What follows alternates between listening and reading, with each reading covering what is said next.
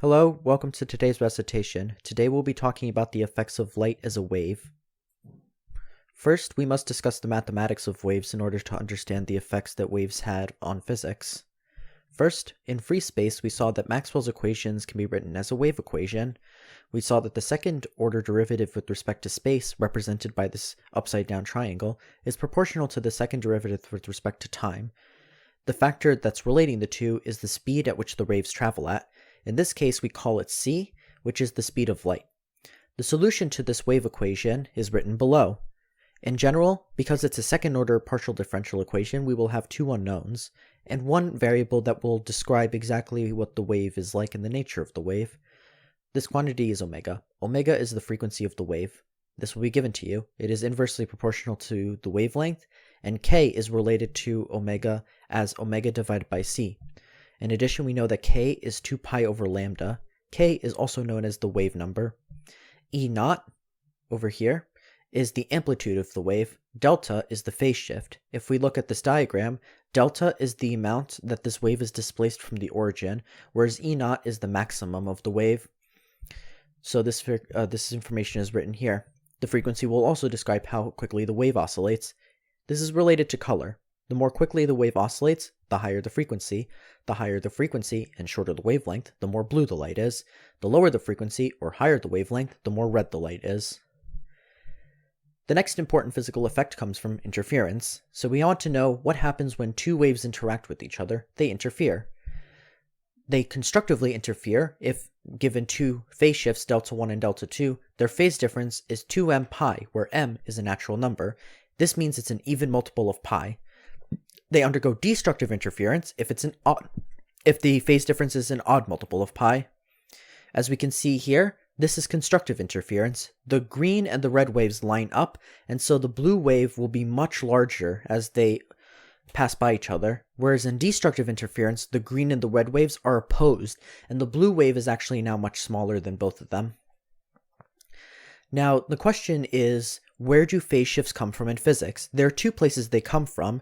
The difference in media, because what the media does is it slows down the wave and changes the wavelength, and path length, because it depends on the distance at which it travels. If the wave has taken a longer amount of distance to travel, it will have a phase shift that comes up. This is exemplified by slit diffraction. In a double slit experiment, a source of monochromatic light is shining on a barrier with two narrow slits. So as we can see here, the slits are separated by a distance d, and the one wave will come through here and the other wave will come through here. On a point on the back diagram, you will see that one light ray follows this path, whereas another light ray will follow a slightly longer path, and it'll produce a wave-like phenomena on the back wall. There will be minima corresponding to destructive interference and maxima corresponding to constructive interference. So, let's look at the two waves. The two waves are here. One light ray is going to have an electric field that has kx minus omega t, whereas the other light wave will have kx plus delta x, which is the extra length it traveled, minus omega t. Therefore, delta x times k is our phase shift. That is the phase difference. So we can set that equal to 2m pi for constructive interference and 2m plus 1 pi for destructive interference. For constructive interference, we can divide by k and note that delta x is d sine theta, which I will show you on the next slide, and get the equation for constructive interference for a double slit. D sine theta is m times lambda. For destructive interference, we plug in 2m plus 1 pi, delta x is d sine theta, and we get m plus 1/2 lambda is equal to d sine theta. Here, I have plugged in that k is 2 pi over lambda, so the pi's cancel and we cancel out the 2's. Well, d sine theta is delta x, as we can see. X travels here, in the limit where L is much larger than d.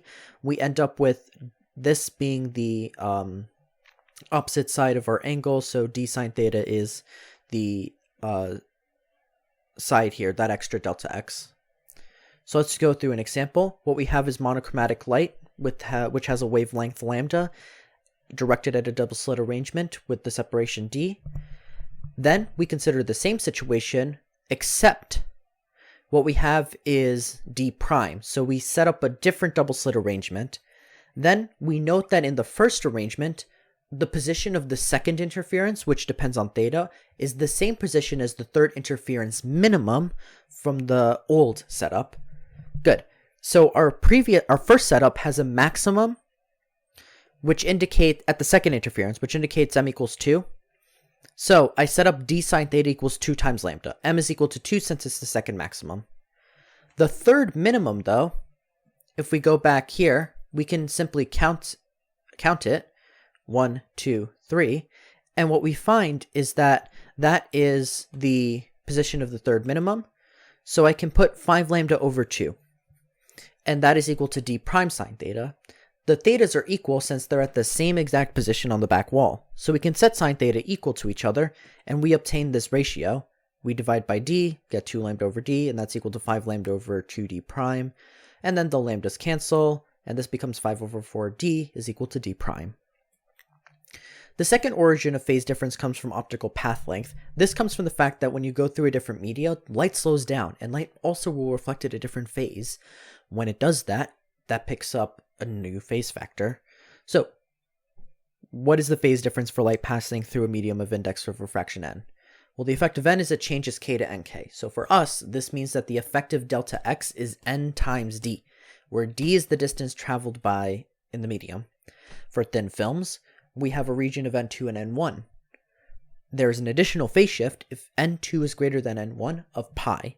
Therefore, in solving these problems, you should add up all the different phase shifts that arise in your situation. You have pi if the phase shift is bigger than another, 0 if it's not, and then k and d, where d is the thickness of the distance traveled, in the case where you're going through a thin film. Good. So let's take this example. A soap bubble is formed by a thin film of soap with an index of refraction 1.5 surrounded on both sides by air. For a soap of thickness 1 micron, which wavelength will exhibit constructive interference? So let's take count of the type of information we have in this problem. First, we have the index of refraction. We know that it's bigger than 1 since the outside is air, so we'll have a phase difference of pi. The second thing is that it has a thickness of 1 micron, but since it goes down and then up, that means the total distance traveled will be 2 times 1 micron, or 2 microns.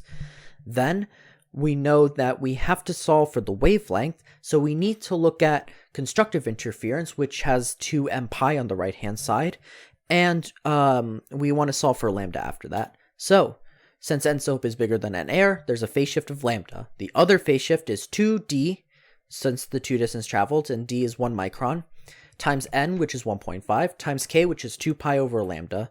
So, we have 2nd times 2 pi over lambda plus pi, since that's the second phase shift, is equal to 2m pi. And we can rearrange that to solve for lambda, which is 2dn divided by 2m minus 1. At this point, you know d and you know n, but you do not know m. What you do have is that lambda has to be in the visible range. Therefore, you have to try out different m's. You can try out m equals 1, and it doesn't work. You don't get a visible wavelength. You can try it m equals 2, 3, 4, 5, 6, and 7, but you still don't get a visible wavelength. So you have to go all the way up to m equals 8, and then you will find that it's a wavelength of blue. There are other types of diffraction which can be important. The first is single slit diffraction. The minima here occurs at a, which is the width of the slit, times sine theta is equal to m times lambda. M is the same as before. Lambda is also still wavelength. A circular aperture is important in telescopes, and this will appear on your homework. With the diameter of d, the first circular diffraction minimum, for an airy disk it's called, is d sine theta equals 1.22 times lambda. This shows up in telescopes. For Bragg diffraction, when X-rays shine on crystal lattices, they bounce off of the atoms forming the lattice and interfere by a path length difference, just like in a double slit experiment. We get a maxima at d sine theta equals n lambda over 2, or m, whichever we want. And this is a picture of Bragg diffraction in action. Let's go over Rayleigh's condition through an example. So, This is very similar to your homework. Rayleigh's condition often comes up in trying to determine when you can resolve two different objects. A person is standing in the middle of a long straight road, and they see a truck with its headlights approaching. The truck's headlights we know are 3 meters apart.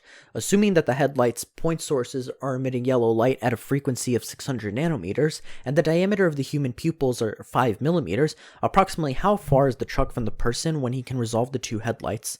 We know that the truck's headlights are 3 meters apart. Then, we know that the human pupil is 5 millimeters. This is going to be the diameter that you plug into Rayleigh's condition. We know lambda. The only thing we don't know is theta. But theta you can figure out by drawing a triangle. The triangle will have a side 3 meters from the truck's headlights, and you will have two rays coming to you.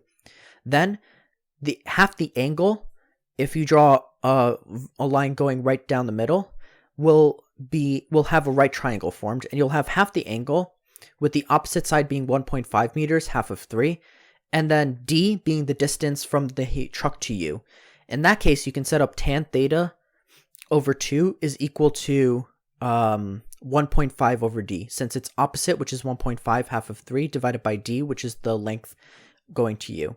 Then, since theta is small, tangent of theta is approximately theta, so multiply 2 on both sides, and you get theta is 3 over d.